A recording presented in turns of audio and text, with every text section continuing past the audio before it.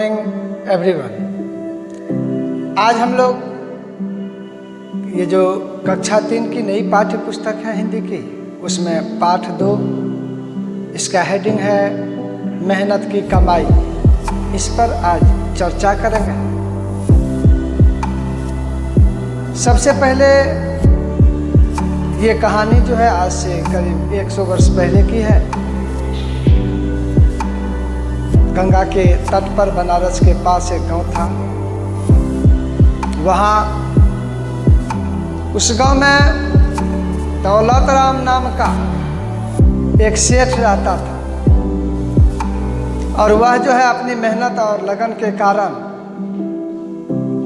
उसने व्यापार में बहुत नाम कमा लिया था। किंतु वह जो है अब बूढ़ा हो चला था और उसमें दिन भर काम में लगे रहने की या दिन भर काम जो है कंटिन्यू काम करने की जो है उसमें शक्ति नहीं रह गई थी। और उसका एक पुत्र था जो बहुत आलसी था। उसका नाम था सुस्तराम। तो जो कोई काम नहीं करता था पूरे दिन, और उसके पिताजी जो भी पैसे कमाते थे उसको वो बर्बाद कर देता था, व्यर्थ में उसको उड़ाता था, खर्चे कर लेता था। तो उसे सीख देने के लिए सेठ दौलत राम को एक दिन एक युक्ति सूझी। युक्ति मतलब उपाय सूझा। एक दिन वह क्या किया, दौलत राम कि बीमारी का बहाना किया और बीमार होने का बहाना करके कहा, चादर ओढ़ कर पहले चारपाई पर मैं लेट गया और अपने पुत्र को जो है पास में बुलाया और कहा, बेटा आज मुझे जो है बहुत तेज बुखार है और मुझ में आज दुकान पर बैठने की हिम्मत भी नहीं है, व्यापार की भी तुम्हें जानकारी नहीं है जिससे हम तुमको दुकान पर छोड़ दें और तुम जो हो पूरे दिन चला लो। इसीलिए आज एक काम करो, मेरी दवा के लिए आज कहीं से जो है पैसे कमा के लाओ। तो पैसा लाओ, दवाई खाएंगे तब ना हम स्वस्थ रहेंगे। तो ये सोचकर बोला ठीक है।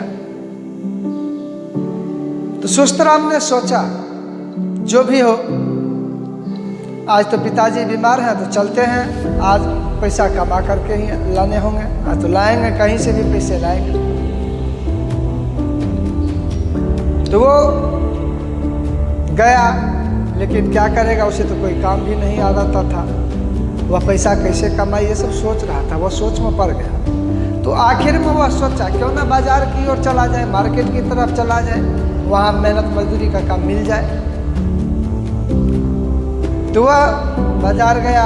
खूब दौड़ धूप करने के बाद भी जब कोई काम नहीं मिला, अंत में एक सेठ को जो है उस पर दया आ गई। सेठ ने कहा, तुम्हें क्या आता है? सुस्तराम ने कहा, मुझे तो कुछ नहीं आता है, मैं तो बस मेहनत मजदूरी का काम कर सकता हूँ, मजदूरी कर सकता हूँ।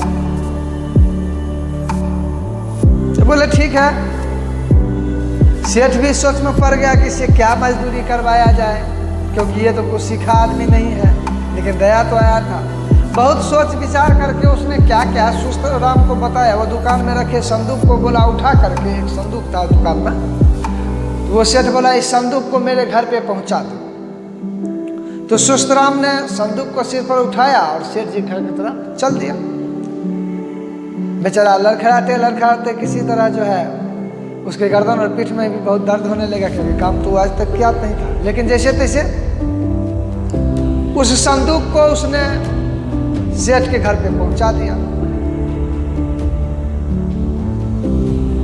सेठ उसको जो है फिर पैसा दे दिया, 10 रुपया दिया, और सुस्तराम जो है उस रुपये को जो है मुट्ठी में दबा करके अपने घर की तरफ चल दिया। और जल्दी जल्दी घर पहुंचकर जो है वह उन रुपयों को जो है उसके पास दिया, दौलत राम के सामने, उस अपने पिता के सामने रख दिया। अब जो है दौलत राम उसको बोला कि बेटा इस रुपये को जो है जाओ कुएं में फेंक दो। तो सुस्तराम को बहुत गुस्सा आया, पिताजी ये क्या कर रहे हैं, बहुत मेहनत से कमाया गया पैसा है, बहुत मुश्किल से हम कमाए हैं, है।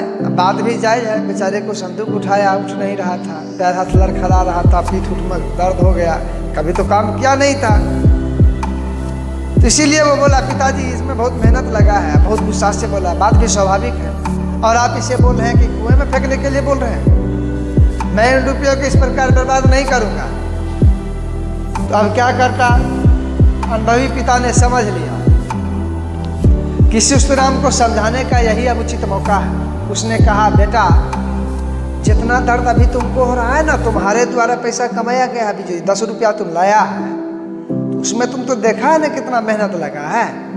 तो उसमें 10 रुपया कमा के लाए हो तो मेहनत तो समझा कितना लग रहा है। अब उस रुपयों को हम फेंकने के लिए बोल रहे हैं, यानी बर्बाद करने के लिए बोल रहे हैं, तो कितना तकलीफ हो रहा है। तो यही तकलीफ हमको भी होती है जब तुम मेरे द्वारा कमाए गए पैसे को उचित खर्च नहीं करते हो, बर्बाद करते हो, घर पर कोई काम धंधा नहीं करते हो, तो उस समय जो है मुझे भी बहुत गुस्सा आता है, मुझे भी बुरा लगता है। तो मेरे द्वारा कमाए गए रुपये को तुम ऐसे बर्बाद नहीं कर सकते। तब जो है सुस्तराम की जो है आँखियाँ लास्ट में खुल गई, क्योंकि वो तो देखा कि हमको 10 रुपया कमाने में इतना मेहनत लगा, तो पापा अगर 200 रुपया कमाते थे तो उसमें कितना लगा मेहनत। तब उसकी आंखें खुल गई और तब शेख दौलत राम ने समझ लिया कि अब जो है वह व्यापार का काम खुद कर सकता है। उसके बाद उसने व्यापार का काम सुस्तराम के हाथ में सौंप दिया। तो कहने का मतलब यह है कि हमें पैसे ही नहीं, किसी भी चीज का दुरुपयोग नहीं करना चाहिए। उपयोग सब चीज का, बुक है तो पढ़ने का उपयोग है। अब ये नहीं कि उसमें फाड़ के फेंकने लगे, हेलीकॉप्टर बना नहीं। नोटबुक है लिखने के लिए, कुछ फेयर करते हैं तो उसको फिर रॉकेट बना के मत फेंकिए। यानी मेरे कहने का मतलब है कुछ भी हो उसका यूज है, पर्टिकुलरली उसका यूज कीजिए, बर्बाद मत कीजिए। सबसे बड़ी बात तो समय को बर्बाद मत ही कीजिए। आज के चैप्टर में इतना ही, मिलते हैं अगले पार्ट में, तब तक के लिए जय हिंद।